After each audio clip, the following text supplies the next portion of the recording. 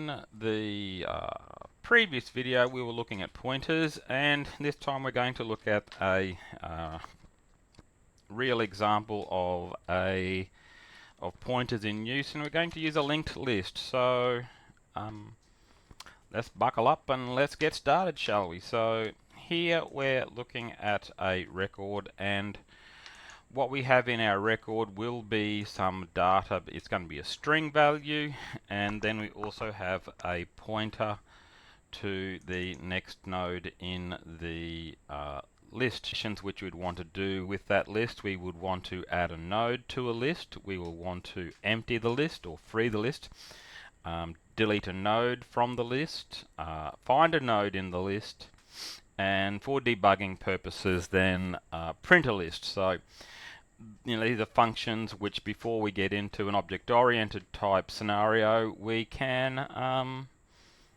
just see pointers in use, because in each case here you will notice that the first parameter in each of these functions is a pointer to, the pointer to the head, to the list itself. Some cases a var parameter, other cases it's not. But so what happens then when we want to create a node?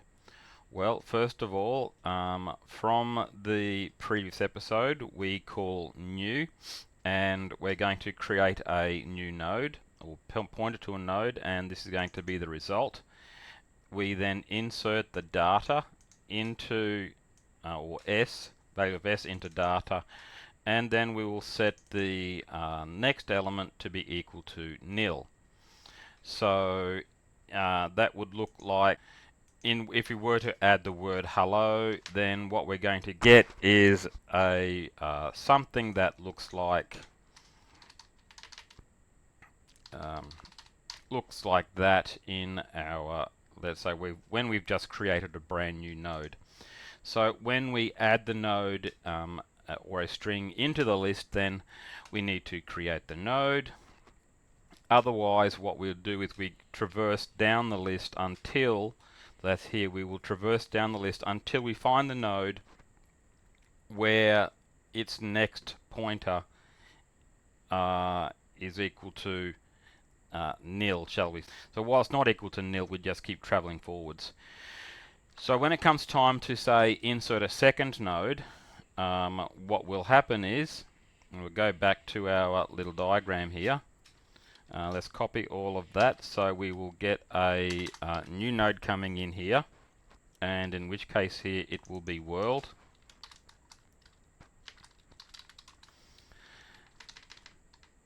The next pointer from this node here will now point to this new node, and the new node's next element is now nil in itself.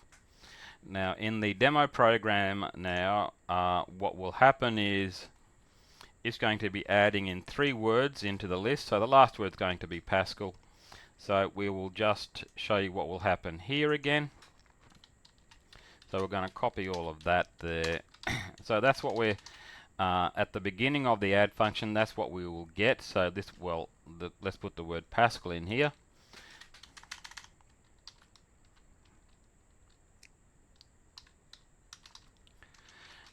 And it will traverse down until it finds this node here, when the pointer to next is equal to nil, and it will then temp pointer to next of here will become this node here.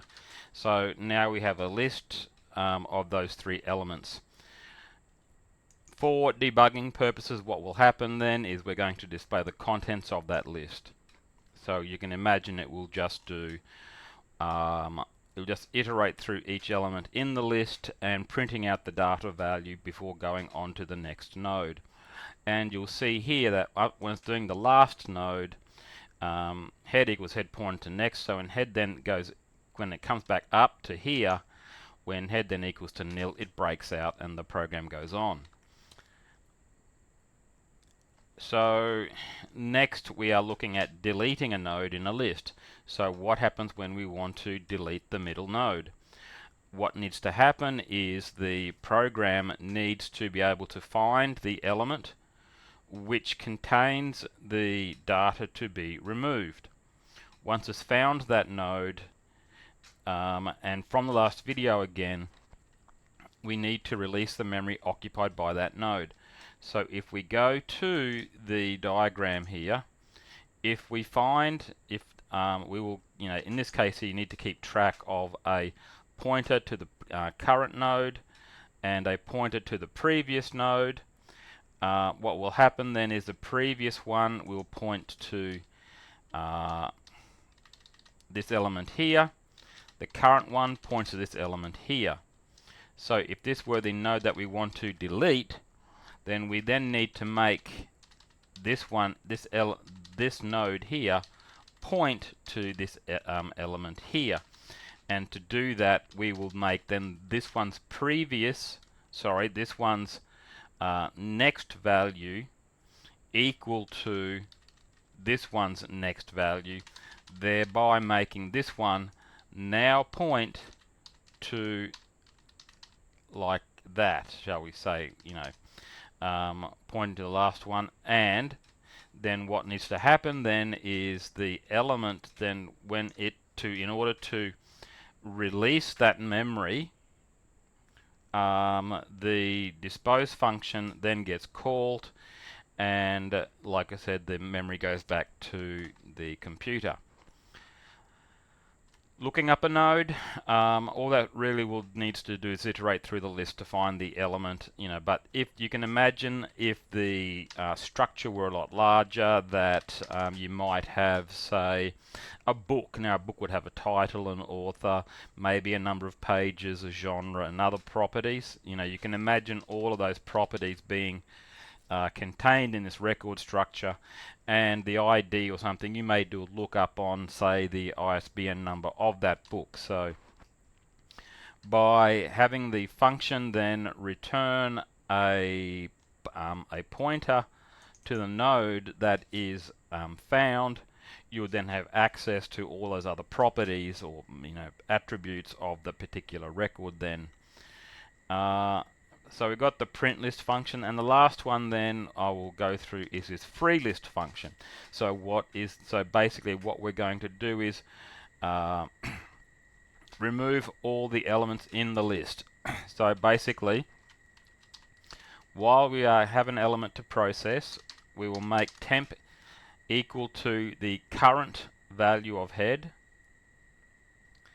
We move the head a bit further down the list, and then we clear the memory or dispose of the memory that was allocated by the create node function, and thereby again returning it to the operating system.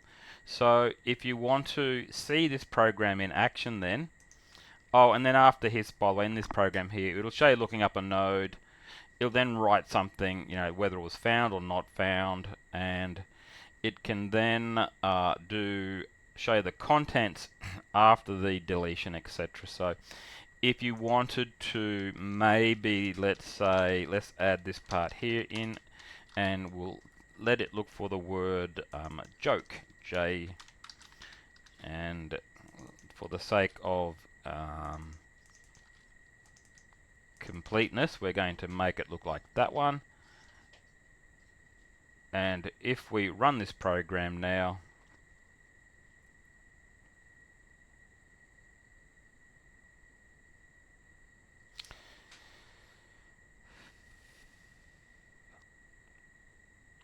you can see that when we tried to delete the word joke, it said that could not be found. It found the Pascal node, and you can also see the result of the list after the word after the world element was deleted. We now have just these two elements here again. So we're almost at the stage here of being able to look at something which is more object oriented, because the functions which we have down here and these attributes here